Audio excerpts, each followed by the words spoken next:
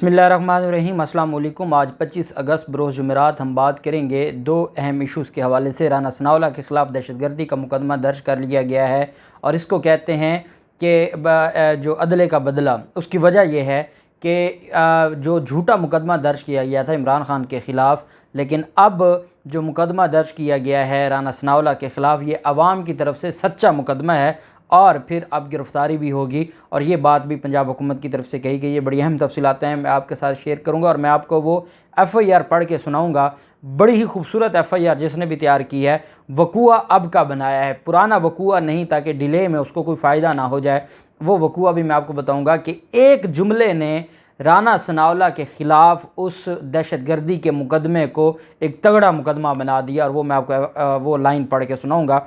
उसके अलावा हम बात करेंगे नवाज़ शरीफ, मरीम नवाज़ एंड कंपनी के ख़िलाफ़ जो दरख्वास्त लाहौर में एक वकील साहब ने थाना टाउनशिप में दी है, और ये अंदराज मुकदमा की दरख्वास्त है। और इसमें वही लाइन अपनाई गई है जो शहबाज गिल के ख़िलाफ़ मुकदमे में, जो वर्डिंग शहबाज गिल के ख़िलाफ़ मुकदमे में बनाई गई थी वही FIR में बनाई गई है। बड़ा खूबसूरत FIR ये भी है, उसकी तफसील भी मैं आपके साथ शेयर करूँगा। पहले तो मैं आपको बताता चलूँ कि जो अली एजाज़ भुट्टर वर्सेस मरियम सफदर, ये एक मुकदमा है, तौहीन अदालत की दरख्वास्त है जो पाकिस्तान तहरीक इंसाफ की वकला टीम ने दायर की थी। अभी थोड़ी देर पहले मेरी बात हुई है अली एजाज़ भुट्टर साहब के साथ, तो वो बता रहे थे कि केस लगा है लेकिन एतराज़ केस लगा है।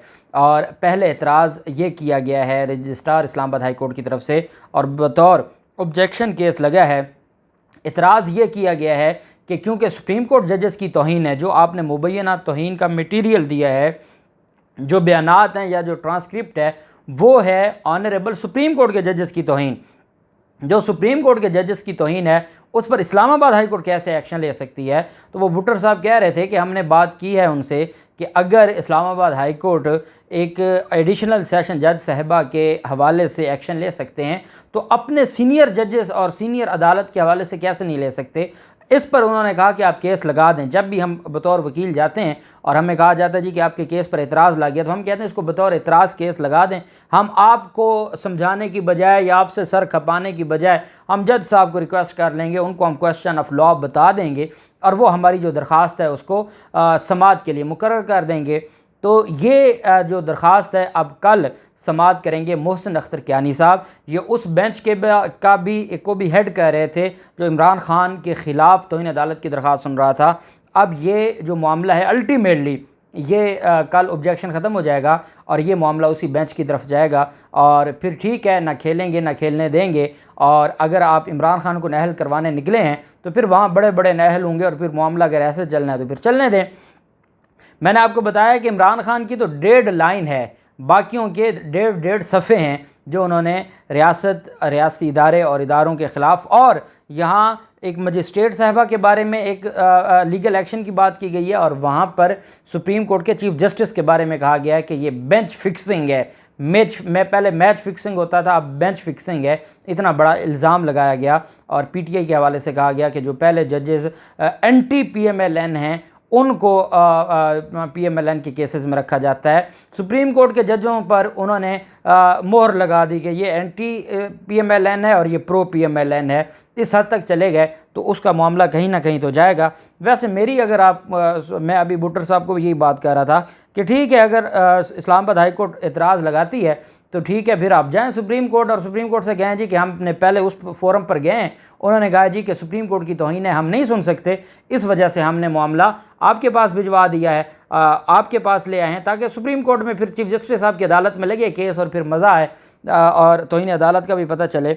अच्छा, अब पहले तो मैं आपको बता दूँ कि मरीम नवाज़ एंड कंपनी के ख़िलाफ़ ये जो दरख्वास्त दायर की गई है, इसमें जो दरख्वास्त गुजार हैं वो पाकिस्तान तहरीक इंसाफ का जनरल काउंसलर है और पेशा वकालत से मुंसलिक है।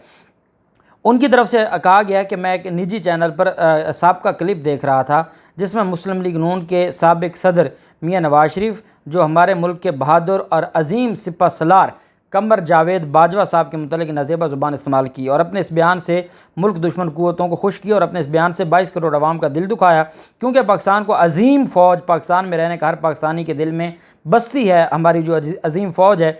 और इसी तरह एक निजी चैनल पर ख्वाजा आसिफ ने पाक फ़ौज से मुतल्लिक़ बेहुदा और बेशरम किस्म की ज़ुबान इस्तेमाल की कि ये पाकिस्तान की फ़ौज तमाम जंगे हारी हुई है। जबकि तारीख गवाह है कि 1965 की जंग पाकिस्तानी फ़ौज ने बहुत बहादुरी और दलेरी के साथ जीत कर पाकिस्तान में रहने वाले पाकिस्तानी अवाम के सर फ़ख्र से बुलंद किए थे। और इस जंग में बहुत सी मौं ने उस सरज़मीन पर अपने बेटे कुर्बान किए, जबकि सरदार एयाज सादिक ने मुल्क दुश्मन भारत को खुश करने के लिए सिपा सलार कमर जावेद बाजवा साहब और उन पर एक बेहुदा और बेबुनियाद इल्ज़ाम लगाया कि वो तो डर रहे थे, उनके माथे पर पसीना था और टांगें काँप रही थीं, और ये उन्होंने कहा, और उन्होंने भारत से डर के अभिनंदन को छोड़ा। सरदार एयाज सादिक ने इसलिए पूरी पाकिस्तानी कौम का के बयान से पूरी पाकिस्तानी कौम का सर शर्म से झुक गया। इस बयान के बाद भारत में खुशियां मनाई गईं। इस बयान के बाद पाक फ़ौज के जवान जो इस मुल्क की हिफाजत कर रहे हैं और अपनी जानें कुर्बान करते हैं, उनको बड़ी तकलीफ़ हुई है।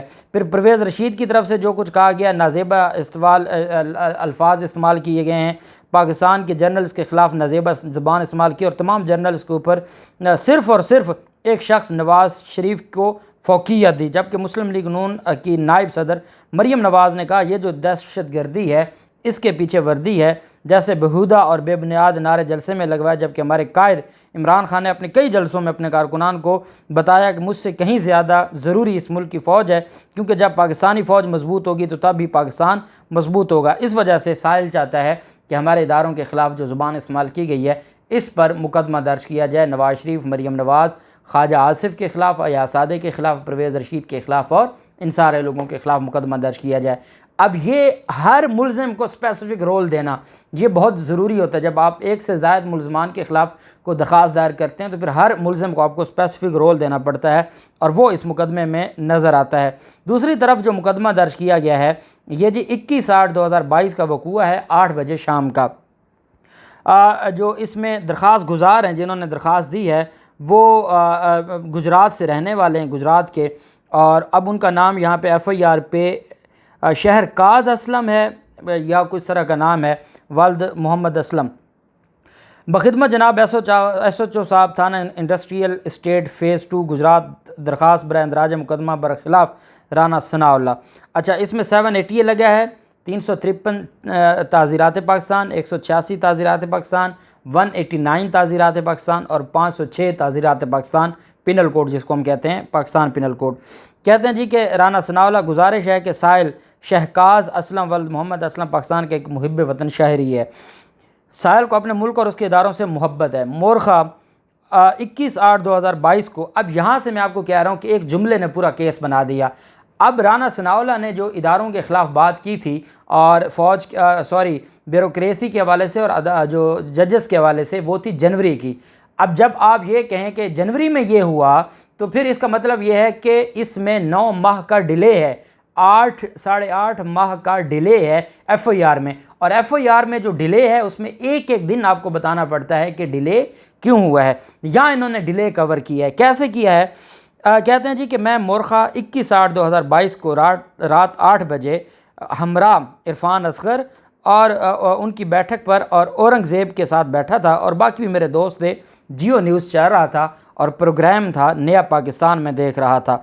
उस प्रोग्राम में राना सनाउल्लाह मेहमान के तौर पर अपने ख़यालात का इजहार कर रहे थे। प्रोग्राम के एंकर ने शहजाद इकबाल ने राना सनाउल्लाह का 16/4/2021 और 29/1/2022 का, 16 अप्रैल 2021 और 29/1/2022 का क्लिप चलाया, जिसमें पाकिस्तान की अदलिया के घेराव, उनको आइनी काम से रोकने और सरकारी इदारों के ख़िलाफ़ और मुलाजमीन को धमकाने और उनके बच्चों को जान से मारने की धमकी दी गई। राना सनाउल्लाह के धमकी अमेज़ अल्फाज का मतन दर्ज झेल है। पाकिस्तान की अदलिया और इसका कोई जज तुम्हारा साथ नहीं देगा। हम हर उस अदालत और जज का घेराव करेंगे जो तुम्हारे एजेंडे को परवान चढ़ाएगा।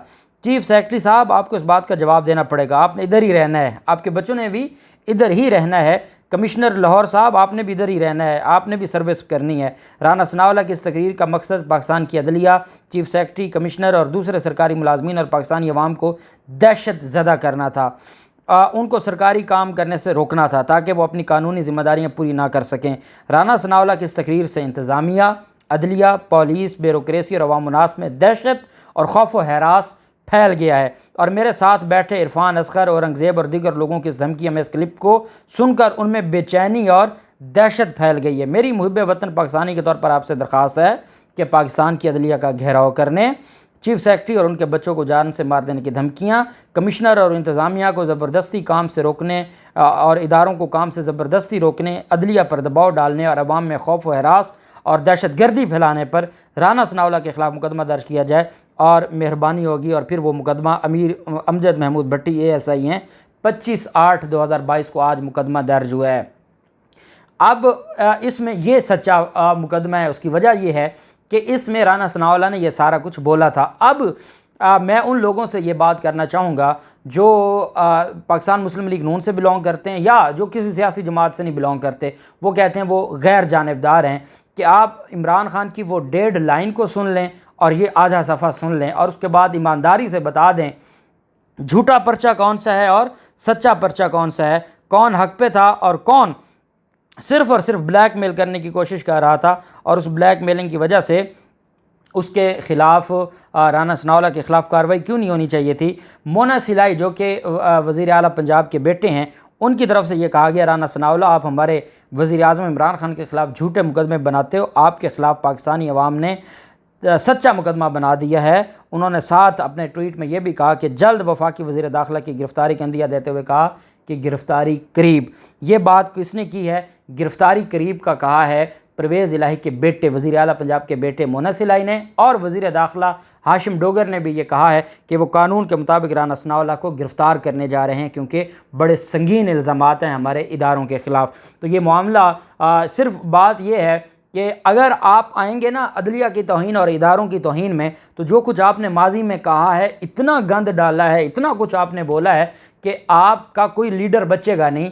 इस वजह से पाकिस्तान को आइन और कानून के मुताबिक रहने दें और अवाम की जो उमंगें हैं और अवाम की जो सिलेक्शन है, जिसको अवाम सिलेक्ट करती है, उसके आगे ना आएँ। अल्लाह और अल्लाह के रसूल के दीन के नाम पर जो मुल्क बनाया गया है, उस मुल्क में आप अफरा तफरी ना फैलाएँ। अल्लाह पाक पाकिस्तान का हामी नासिर हो। बहुत शुक्रिया। अल्लाह हाफिज़। पाकिस्तान जिंदाबाद।